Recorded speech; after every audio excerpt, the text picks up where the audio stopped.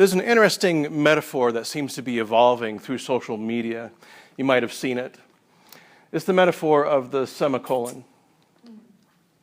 And it is something that is indicative of the author intending to end a sentence, and then they don't.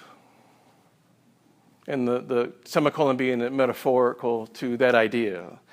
And so instead of a period, they come up with the semicolon, and then the idea hopefully continues after that.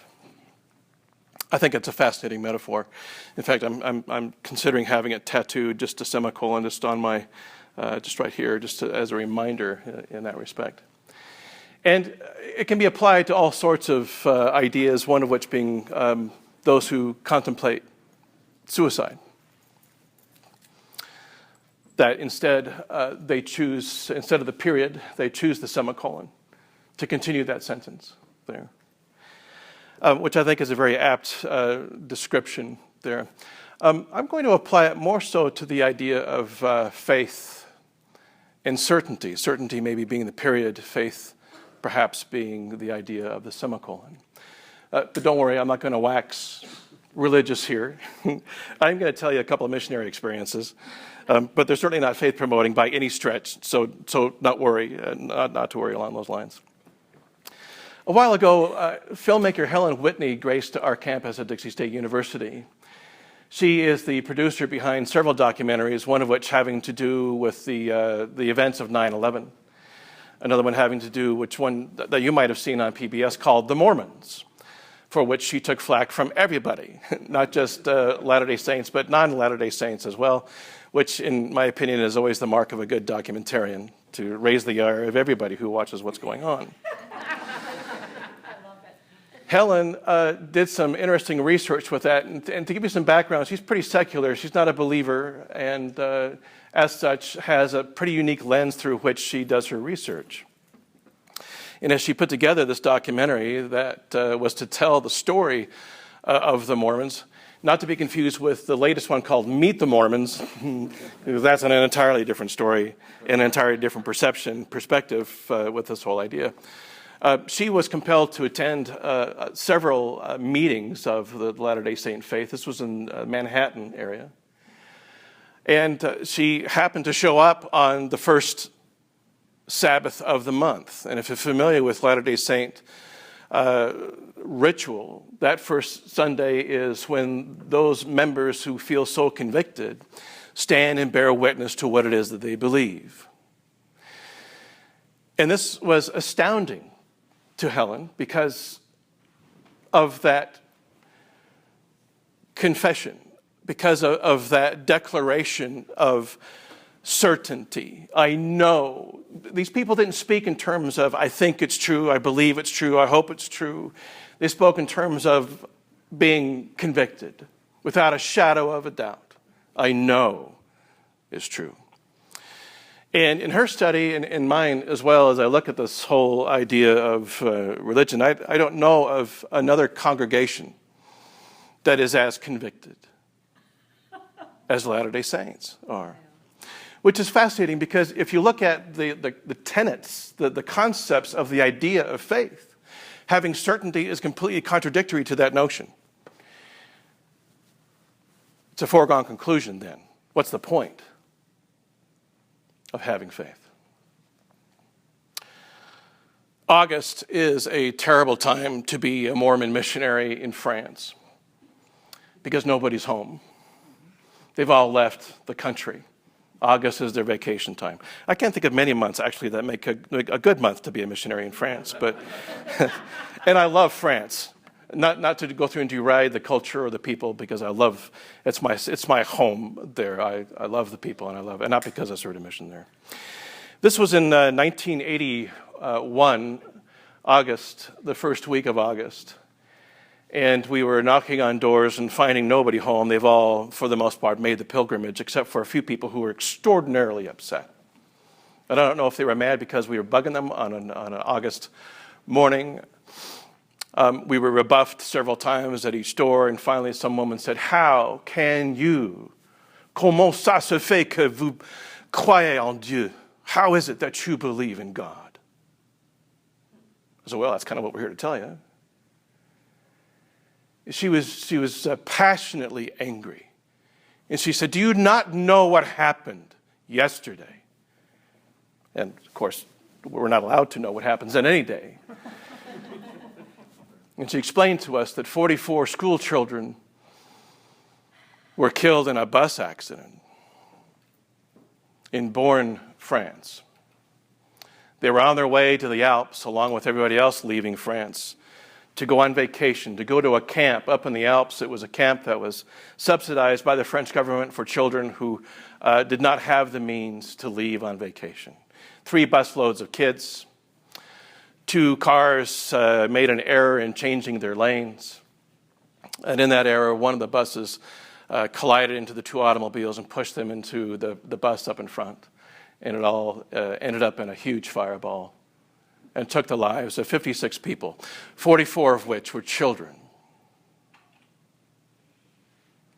And I remember standing at that door thinking, what do you have to say about that, right?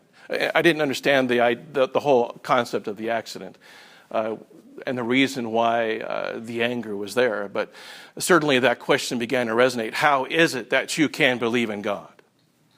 And of course, in my 20-year-old wisdom, I thought I had a pretty pat answer. It was in a pamphlet, in fact, in my breast coat pocket, or in a book that was still on the rack of my bicycle that I'd be more than happy to go through and share with her. But that resonated with me, and I filed it away on that shelf in the back of our minds of the irreconcilable, the notions that we can't go through and say, well, if there is a benevolent God who is omnipotent, then they should be able to intervene on things of this nature. Instead, I leaned more on the idea of certainty. I know this is true. That knowledge will not let me down. And up to that point in my life of 20 years, I had lived the life of a Latter-day Saint. I obeyed all the rules. I was converted to all the doctrine. I maintained every commandment that was there. I was straight down the line, a straight edger, as they say up in Salt Lake City. I was halfway through my mission experience. This is mission experience number 2. And this is not faith promoting at all. This is where that vulnerability part comes in. I was being transferred out the following day to a new city. The city that I was in, we burned it out in 3 months. We had knocked on every single door that was there. The same city, actually, where the woman who was mad about the children dying was. And we were on our way home from saying goodbye to a family that we had been teaching for a while. It was late at night.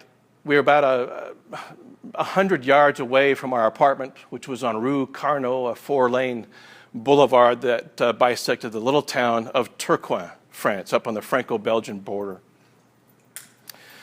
And as we were making our way to our apartment, we were interrupted by a car, a little white Peugeot station wagon. It pulled up right onto the sidewalk where we were walking, and it impeded our ability to progress toward our apartment. And a large white man got out of the passenger compartment of the car, and he walked up to me and looked me in the face and didn't say anything, but came around with a right hook and caught the left side of my jaw and broke it, knocked the teeth out. And rung my bell. I didn't go down. Instead, I decided to negotiate. I had train fare in my back pocket for the next day. My companion, who was no taller than 5 feet, and he's from Canada, so we all know, I instructed him to go to our apartment and find the other 2 missionaries who were there. There were 4 American missionaries staying in this apartment. And he left. I looked at the man, and he came around with a left uppercut coming on the right side of my jaw and broke it again. His hands had been taped as if he had been boxing, and he towered above me, and he reeked of alcohol. He had been inebriated. I did what I could to defend myself. Eventually, I put my left arm around his neck, and I punched him 3 times in his face. And he fell over on me, pinned me to the ground. I fell over backwards, and he was unconscious. And I did what I could to get out from underneath him. When the driver of the car got out, this was a wiry black man, and he came across to me and kicked me with the heel of his boot, and I caught it right underneath my nose. And my head went up against the wall that was behind me, and it hard enough to go through and split my skull and render me unconscious. I gained consciousness a couple of times throughout the beating.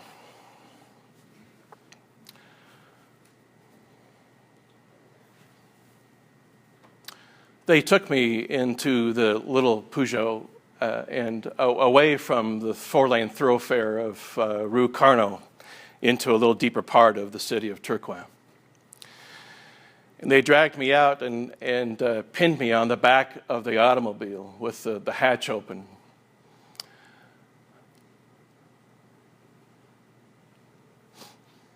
One of them sat on my neck while the other violated me with a nightstick. I was object raped by two men. They were scared away by somebody. They got into the car and started to drive while I was still hanging out the back of this vehicle.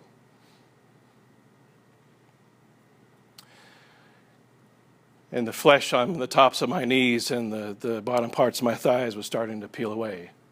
And I thought I could either hold on and pull myself into this automobile, and surely they would kill me after that, or I could just let go.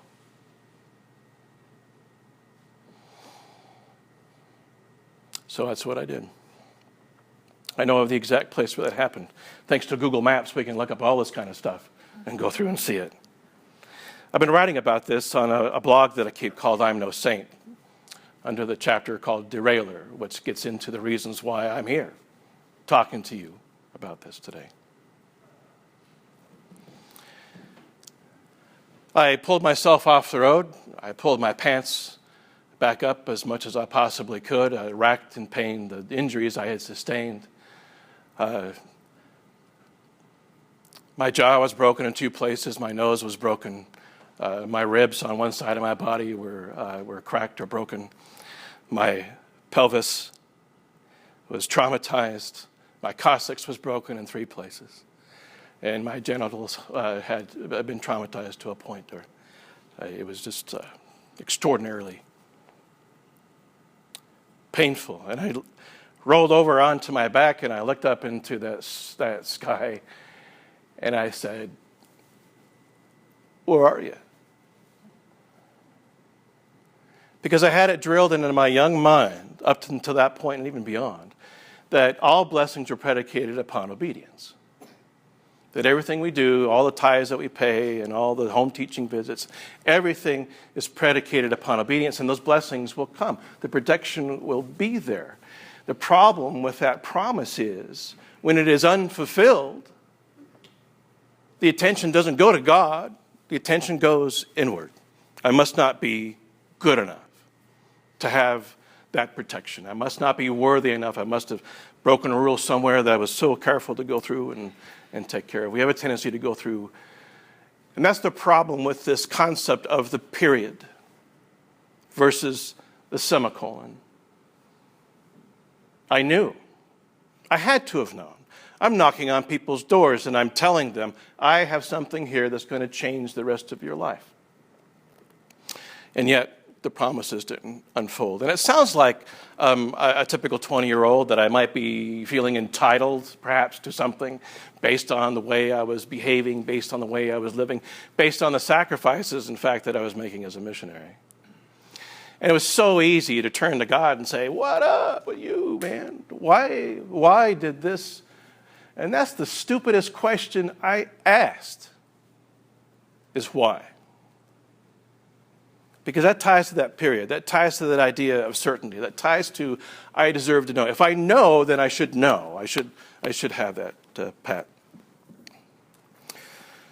We don't like uncertainty. If you've ever thrown the key in the ignition of your car and you've turned it and nothing happens, you know what that feeling is like. There goes the day. right? You're not going to get to wherever it is you're going. We would rather have that internal combustion do its job and for us to go to wherever it is that we need to go. When certainty becomes interrupted, it can be something that rocks our world to the point where it might change our perspective. If that certainty is a crisis of faith, the earth moves underneath our feet and we have a whole new paradigm. When the truth fails, beliefs change.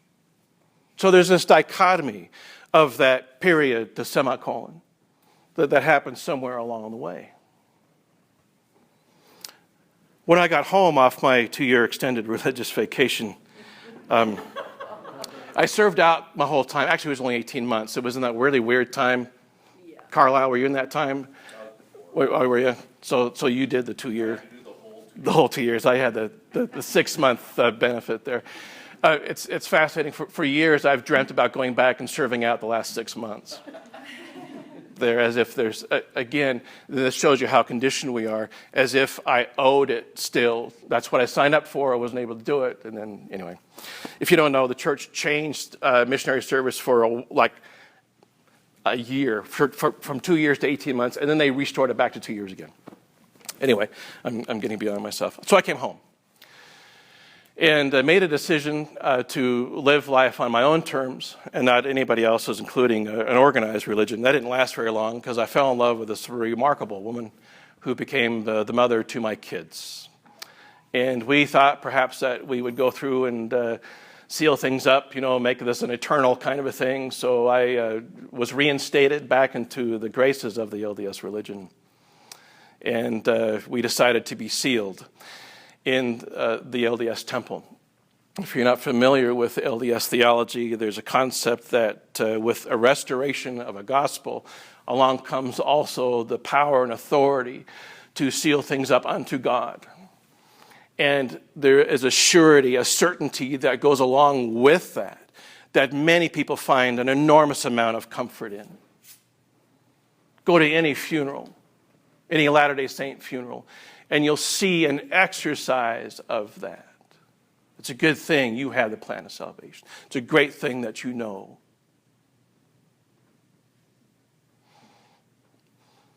So, under those auspices, as we were sealed, she had a little baby in belly at the time when we were going through the temple.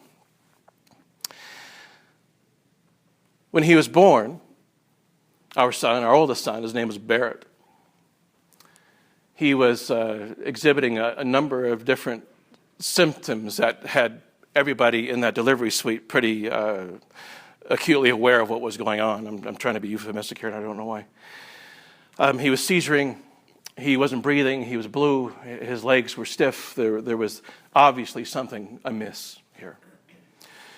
Within a few hours, we were on a life flight up to Provo. At the time that we were at Dixie Medical Center when he was born, and we went to Provo, where they conducted a CAT scan, and the CAT scan revealed that his brain had atrophied, that the white matter in his brain wasn't there, and that, in fact, the neurologist told us all he had was a brainstem. And he was the most gorgeous little boy you could possibly imagine, and yeah, I was his father, and I had my predispositions that way, but truly, we would look at him and think, how could there possibly be anything wrong with this child? A few days later, in the newborn intensive care unit, we were waiting for the inevitable to happen. I can't think of anything more disparaging than waiting for the moment when your child dies. A nurse had walked through the intensive care unit there, and she dropped a tray full of instruments, and it hit the ground, and it made this loud sound. And Barrett's eyes popped open, and they looked into the direction of where the sound came from. So 2 things. Okay, he could see, and he could go through and articulate as far as where sound was coming from, so he could hear. So maybe it was time for a second opinion here. And we transferred him up to Primary Children's Medical Center, where within about a month or so, we went through an MRI, which was new technology back in 1985. This was 86 by this point. And they discovered that his gray matter was intact. But the white matter, the myelin on his brain and on his central nervous system, had been stripped away, and they didn't know why. They knew, though, that his brain would not have the ability to go through and connect with the rest of his body, that he would have to go through and figure that out. One of the main things he had to figure out was how to swallow. We don't think about this. This is a conditioned response for most of us. We do it with amniotic fluid long before we ever see the light of day, literally. But we learn how to swallow into our stomach instead of into our lungs. For Barrett, that became disconnected. And instead of swallowing into his stomach, he would swallow into his lungs. And as a result, have aspiration pneumonias. And he had them throughout his entire life. It was a struggle to keep him alive, to keep his airway clear. We practiced respiratory therapy on him every 90 minutes. He was tube fed because he couldn't swallow. He was fed through a gastrointestinal tube into the wall of his abdomen, into his stomach. He required care around the clock. And that was a good thing, because it made indelible connections with this remarkable little boy who still goes through and impacts people to this day. When I heard the initial diagnosis, I went out to the parking lot of that hospital in Provo, and I looked up in the sky and I said, "Where were you?" Because again, I went back to all the principles I knew to be true, that I had a certainty of, and decided to reinvest myself a second time, do all that was necessary, and to have my eternal family. And now, at least the earthly portion of that was going to be truncated. It just didn't make any sense to me. So that's the third thing I filed up on that shelf there. The first being the children, the second being the attack, and the third now being this irreconcilable idea that this perfect little boy wasn't going to be with us as long as we wanted him to be. He lived for 8 years and 10 months. He died as a fully matriculated third grader at Creek Road Elementary School in North Carolina, where I was working as a producer. He was an extraordinary young man. He got around in a wheelchair. He was able to communicate through us with 2 words. No, perhaps the most important word that a child could know, and mama. Mama became the word to us that meant everything.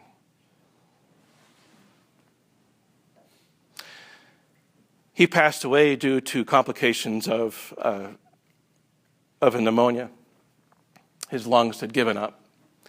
The bronchia had disintegrated to a point to where they were turning into powder every time he would exhale.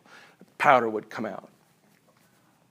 And our pediatrician advised that we could do one of 2 things. We could keep him comfortable at home and keep him on oxygen and he would expire, or we could ventilate him and buy him another couple of weeks. But either way, this wasn't recoverable. And we decided, after chatting with him, that the best thing to do would be to allow him to go peacefully, to not invade him another time with a ventilator. So on the 10th of October, in 1994, he died in my arms and in his mother's arms. My children have got me a tattoo to symbolize that right here, a bear claw, a reminder of, now to me, that semicolon. At his funeral, people came up to his mother and I. We both took an opportunity at the end of the services to stand at the podium and thank those who came. And there were a lot of people there to thank. And afterwards, people came up and formed somewhat of a reception line as we were trying to get the casket out of the mortuary and into the hearse to take him for the interment. And they'd come by and shake hands. "You're so strong. I'm so impressed. You're so strong. You're so strong." And finally, I regurgitated on that almost physically. And the person, I can't remember who it was, I said, "You have no idea how angry I am with God.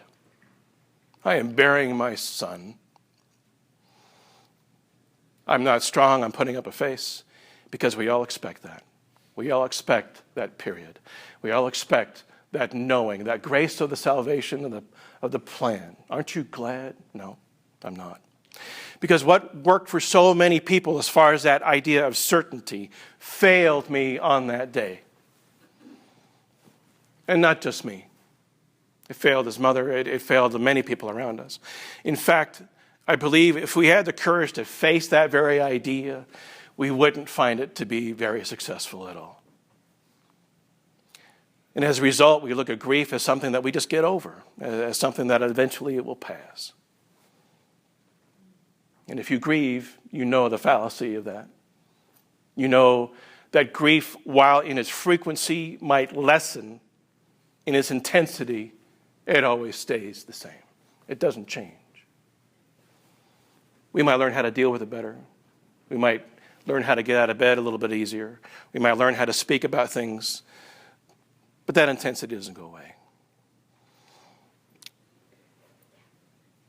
It requires a bit of faith, in fact, on our part to go through and maintain that it's there and work with it.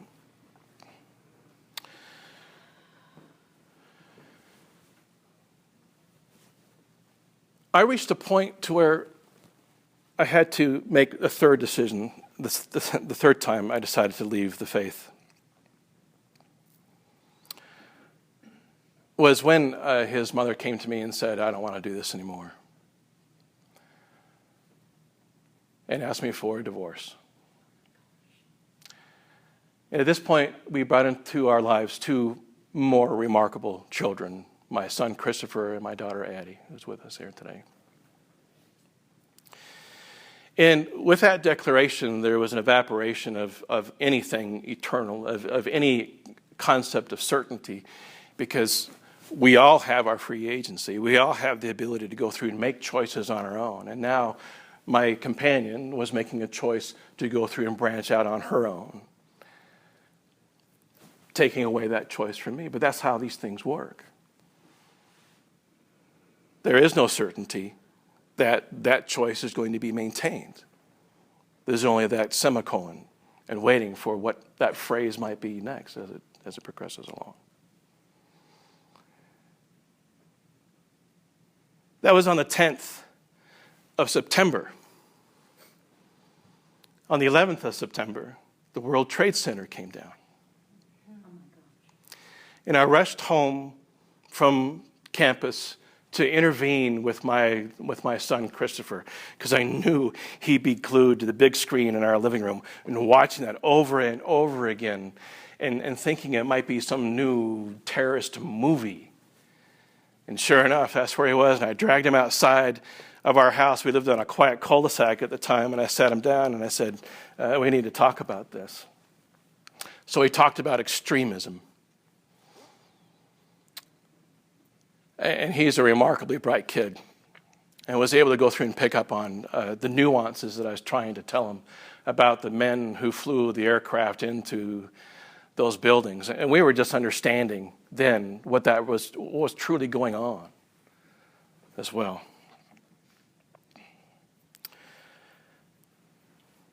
While we were having this conversation, sitting on the curb, I heard the roar of an unmuffled V8 engine coming down our cul-de-sac, and it was this big jacked up Chevy 4x4 Jimmy thing with the top peeled off of it, and welded into the middle of the bed of this was a flag standard, and in Old Glory, the American flag was waving on this thing.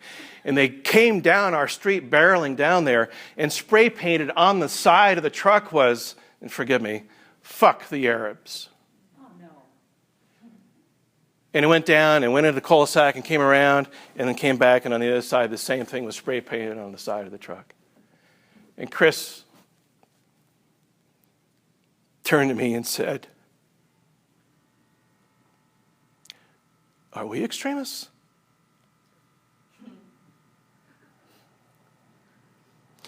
And that was it.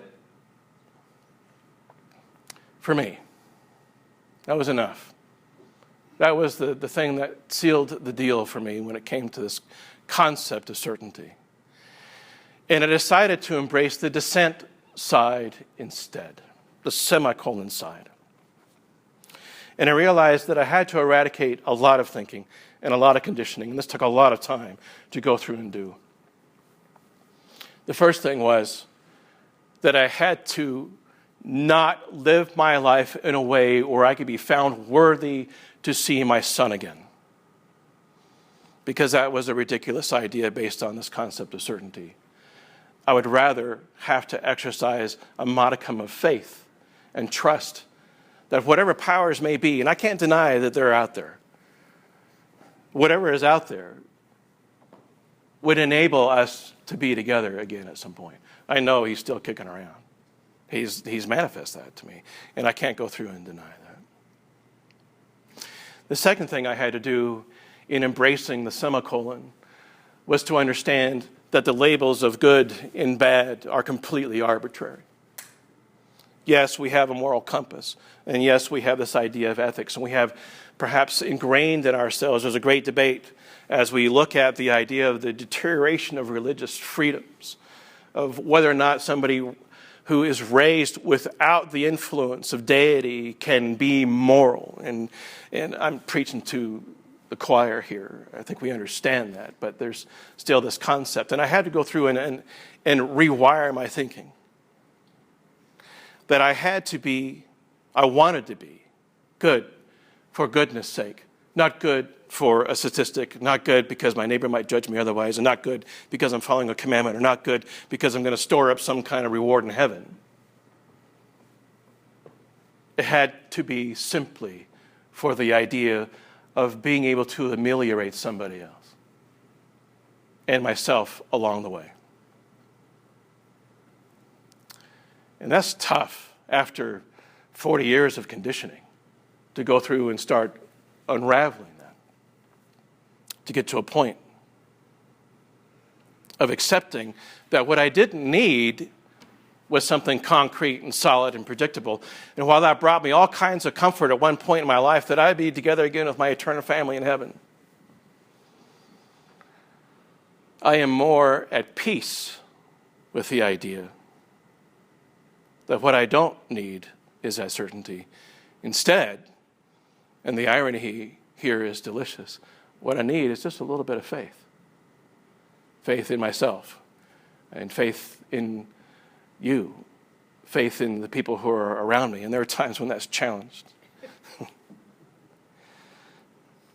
And not faith for something higher or greater, but faith for something that just ameliorates us, that just improves us. Now, I'm telling you this, not from a standpoint of trying to get you to empathize with me. You don't want to go there. There's only one person in this room who's had the courage to do that.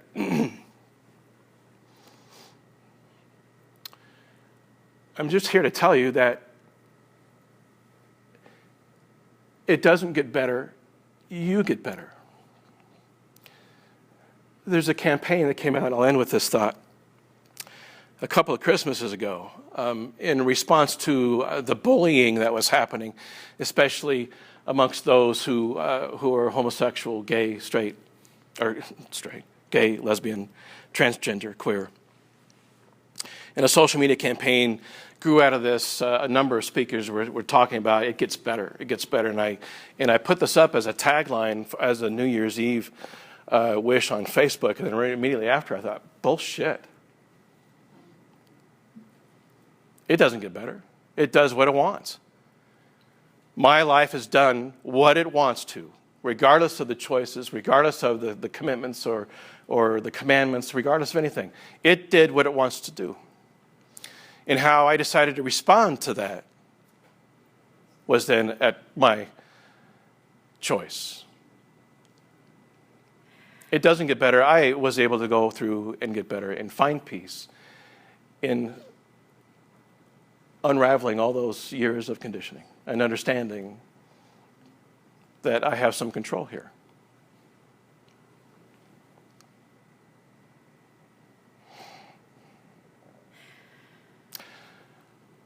I'll leave you with that.